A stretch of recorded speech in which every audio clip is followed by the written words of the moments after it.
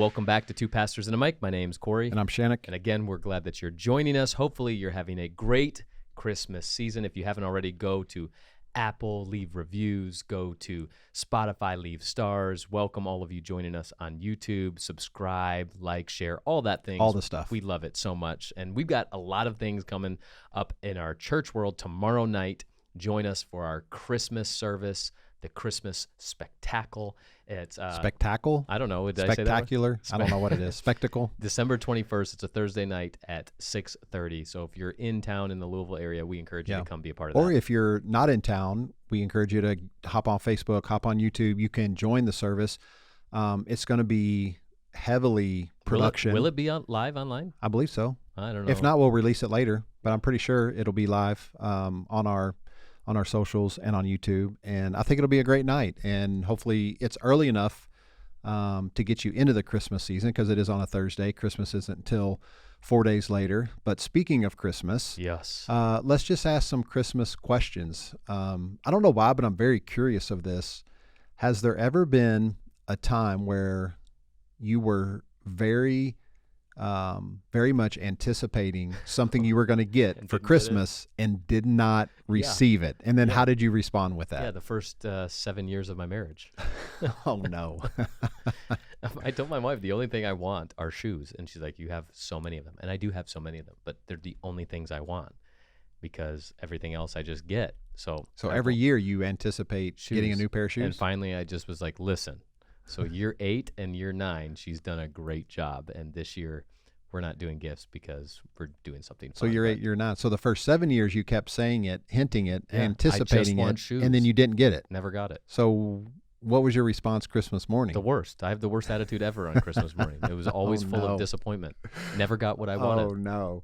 What about you? Did you ask that question because you have something on? I really don't have anything. I'm going to actually do the opposite. A few times I remember. Wait, you're going to ask a question and then answer the opposite? Yeah. A few times I remember really anticipating something as a kid, wanting something, and I actually got it, and how excited I was. Mm-hmm. Well, that's a better one question. Of those would be probably around 1985-ish. It could be 86. I remember as a kid, the Nintendo came out. I remember hearing stories that my friends were getting them, what they were able to do with them. Duck Hunt, Super Mario Brothers, the trackpad for the Olympic Games, 1984 Olympics. Oh my gosh, I could just keep going on and on. Seriously. And I remember oh my gosh, this is the only thing I want for Christmas. And my parents came through, and we got it. And man, that kind of transformed and shaped my childhood. I'll say video games in general, from the original Nintendo, and then getting into my teenage years. 13 to probably 17, the Nintendo 64. Oh, that was ours, 1996. Yep. It came out Christmas 1996. Yep. And I know we've referenced this before, but yeah, GoldenEye, getting Odd Job with the golden gun, you're unstoppable. And we would just have parties up all night playing. It was amazing. But now that I'm talking, there's actually one more. This is going to be so corny and so lame, but it's Can't who wait I to am. Make fun of you. You will make fun of me. So also, I can't remember the date, but I remember the movie Top Gun came out. And in the movie, if you remember, towards the beginning of the movie, there's a scene. He goes into the bar and he finds this or sees this chick, and he wants to do this performance. I guess he's done it before because all his little pilot buddies are in on it. And he starts singing this song, baby, baby, I get down on my knees for you. So I remember telling my mom, man, I really like that. And so she went and found it, and it's the Righteous Brothers, and she bought me a Righteous Brothers CD. And I remember opening it and looking back, the Righteous Brothers, should have been so lame to a 13, 14-year-old, but I thought it was the coolest thing. I'm not going to make fun of you. That's kind of cool. Actually, to counter that, you might make fun of me. Actually, this might be shocking to our listeners. I have never seen Top Gun. You need to at least watch the new one. It's actually I've never amazing. seen both because I like shocking people's faces. Your facial expression. I'm very shocked right now. Mm-hmm. Well, not only that, and I've never seen Star Wars. Yeah, I haven't actually seen all the Star Wars either. No, I haven't even seen a Star Wars. Yeah. One. Okay. Well, that's a little shocking too. But I don't know if you need to. But Top Gun, yes. And I will say, very rarely does a sequel or a follow-up to a movie ever outdo the original. And even though the original is a classic, the newest Top Gun, I mean the one that just came out maybe a year ago or so, awesome. Phenomenal. It is so well done to tie in the storyline, all of it. It is so cool. Like this Christmas break, do you have to watch Top Gun? And then I'm going to actually ask you the question, Probably the first podcast after the new year. And you're going to have to tell our listeners you still didn't listen to it. Well, we're going to pre-record that, so maybe the second one. The second week. Well, we're going to kick back off with myths around the Nativity, part 3. You know, part 1, we talked through the history of the Nativity, which we did go to Google, what's it called?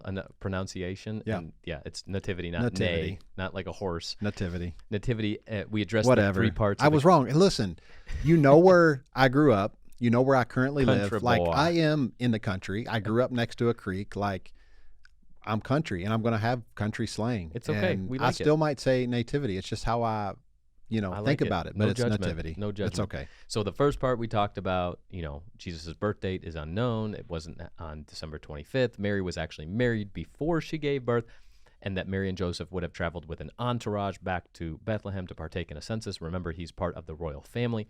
Last week, we talked about the mistranslation of inn and how it was a guest room, and they weren't in a stable or a barn, and the manger was both inside and outside the house. So all those things, those were kind of fun episodes. Yeah, very but fun. today, this week, I love talking about these 2 things. First off, the shepherds, and then you can get to the wise men. Yep. The shepherds this is going to blow your mind if you've never heard of this, but the shepherds have a very specific significance in this story. But and just a side note, we'll hit on this part. The shepherds also didn't follow a star, so there wouldn't be a star in the nativity scene that we even have today, because the star was for the Magi, which you're going to find out that they wouldn't have been at the birth of Jesus. The shepherd, angels, or all that really translates to is some type of messengers. Yeah. Right. What it came so the wise men in Matthew 2:2 would have been about 2 years later, which again you will talk about here in a second. But the shepherds are told to go look after something very specific. According to Luke 2 verse 12, it says, "And this will be the sign for you: you will find a baby wrapped in swaddling clothes and lying in a manger." That's it. Yep. That was all that was given the shepherds, which I actually didn't remember that. But in my opinion, the coolest part of the story of the birth of Jesus are these shepherds. And again, we as Americans, we often skip over one of the greatest revelations of Jesus as the Messiah by ignoring who these shepherds actually were. In fact, they weren't your typical shepherds that you hear about in other biblical stories, which your stories of shepherds in any other context are like the lowest in society. It wasn't a good job to have. But according to Jewish culture, these shepherds in Bethlehem were from something called the Migdal Eder. You can go look this up. It's fascinating. Migdal Eder. It's also known as the Tower of the Flock, found in the prophetic words of the book of Micah. These shepherds were appointed by the priests and had the holy calling to certify Passover lambs every year at birth. They would wrap these newborn lambs in swaddling clothes to prevent them from bumping into things so that they wouldn't bruise and therefore nullify their perfection. Why does that matter? Because again, Jewish culture required these sacrificial lambs to be perfect in order to atone for sins. Wild, I know. So when the angels appeared to these shepherds and told them about the King of the Jews and that they would find him wrapped in swaddling clothes, it was an amazing aha moment for these shepherds. It was an announcement that not only fulfilled prophecies, but it was a light bulb moment that symbolized the picture that Jesus would be the once and for all perfect sacrifice, the last Passover lamb. So when they say, "Rejoice, the king is born and he is wrapped in swaddling clothes," not to prevent him from bruising, but to symbolize his perfection. So these weren't your typical shepherds. They were very highly jobs that were sought after. They were picked by the priests, and they had high significance in that culture that often, again, if you haven't studied this or know much about Jewish culture, we just read right over these shepherds and not realize their significance. Right. Such a cool tie-in. And such an incredible revelation of like, oh my gosh, this is the Messiah. Swaddling clothes. Pointing to more of fulfilled prophecy. And so it actually, this myth, talking about it, it actually should encourage you as a listener to really focus on Jesus all the more, knowing that that is a big significant piece. Another thing that is in the story of the Nativity and the Christmas story, one of that actually, well, I'm trying to change, I can change and transform. But a big significant piece that I actually like to focus on is the wise men, Yep. other known as the Magi. Now, the three wise men, so to speak, in the narrative, what we often think of, they're often mistaken for kings. Like, think of the Christmas Carol, We Three Kings. We three kings. Keep going. No, I'm done. They were visitors from the east and described by Matthew in his gospel with this Greek word, magi, or wise men. But what we got to focus on is nothing in the language of the story even suggests that they were kings or that there were even three in number. Now, people just assume or make up that there were three wise men because there were three gifts that were brought: gold, frankincense, and myrrh. But it just says that there were wise men, plural. So we know there was more than one. It's not the wise man, but wise men could be two that brought three gifts. There could be 5 men. There could be 10. There could be 50. So all it simply says in Matthew 2:1 is that there were wise men. Oh, my. Wait, I just even figured that out, that there were the three. Yeah, we three, and they're not kings. We Right. Three Kings. Where did they? We have to do some research on why they even did the song "We Three Kings." Not sure where the song came from. Interesting. Not sure where that came from at all. Other than maybe they got there were 3 kings that sent these wise men is what's commonly held, but I have no idea. Now, speaking of the wise men, if we continue, there's also no indication that they visited Jesus while he laid in the manger as a baby. Now, we get a clue of Jesus's estimated age when the wise men arrive, and the picture we're about to paint is honestly, it's not a pretty one. In Matthew chapter 2, verse 16, King Herod is scared of his throne being taken away, and he orders all boys 2 years and younger to be slain. This is something we have to consider that takes place during the Christmas story that we tell. It's fair to believe that Jesus could have been as old as 2 by the time the Magi arrived because of this decree of 2 years and under. Now, this understanding is widely accepted among scholars. In fact, there is a biblical scholar, his name is Brandon O'Brien, and Randy Richards, and they wrote a book called Misreading Scripture with Western Eyes, Removing Cultural Blinders to Better Understand the Bible. And they actually say in this book, they say when the wise men arrived, they went to a house where the toddler Jesus and his parents were living. And they specifically mention him as a toddler, not a newborn baby. Yeah, kind of crazy. So, in the nativity scene, the wise men most likely would not have even been in the nativity scene. But lastly, I kind of want to focus on what you just said and on this topic of what Herod It's worth did. addressing. And it's not necessarily addressing a myth, even though we're talking about myths, but more of an omission. And it's not an omission because they do say it, but it's more of like we don't tend to focus on the reality of the darkness around this specific time and the nativity scene and Christmas. Think about it. King Herod ordered the death of all boys 2 years and younger. We cannot desensitize ourselves to this harsh reality, for real. We tend to be so familiar with this story that we often forget to be shocked and sit with the sickening violence portrayed in this part of the story. What we as Americans celebrate, Christmas, was the most grief-filled moment of first century families, and we must not speed through that horror. I mean, can you even, I know that you and Jamie all oftentimes talk about this idea. Can you imagine the conversation that Joseph and Mary must have had with Jesus when he gets the age where he's old enough to recognize but not necessarily understand why there aren't any Hebrew boys his age? Right. Like He could have had dozens, if not hundreds, of little girls his age growing up, in his community, in his town, but no one that would have been his age because they were all wiped out.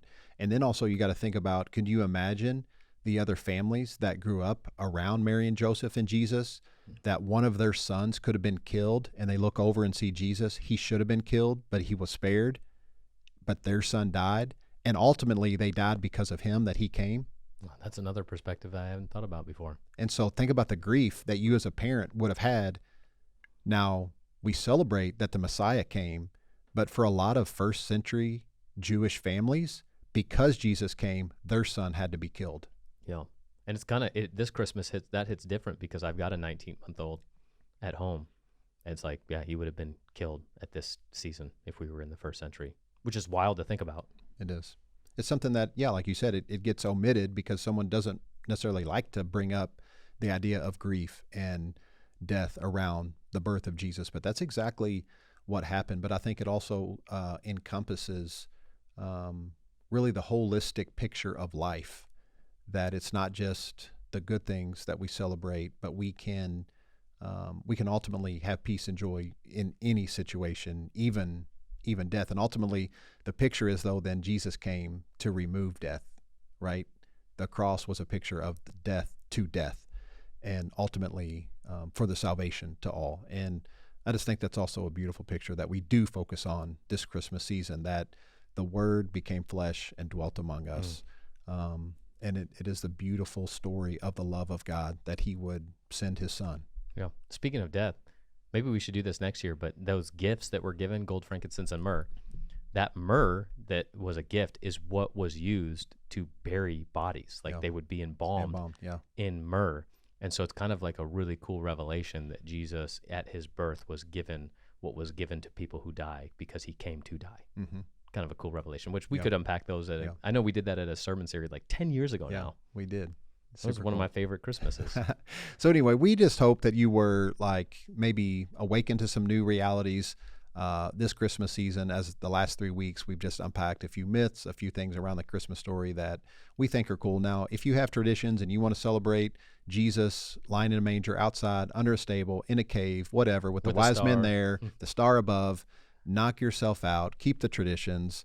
The important thing is, like we said in the very beginning of this little 3-part series, is that we're focusing on the incarnate Christ, the fact that he did come and he laid down his life for us. And that's what we're going to celebrate. That's what we're going to focus. That's why Christmas is so important to continue to celebrate, because it's that time of remembrance that God came to show and reveal his love for all of humanity. And we really, here at Two Pastors and a Mic, Pastor Corey and myself, we want you and your family to have the most amazing Christmas this week. And so we want you to enjoy time with your family. We want you to just experience that everything that this season has to offer and to take joy in it. And we will see you next week. But till then, just know you're loved and there's nothing you can do about it.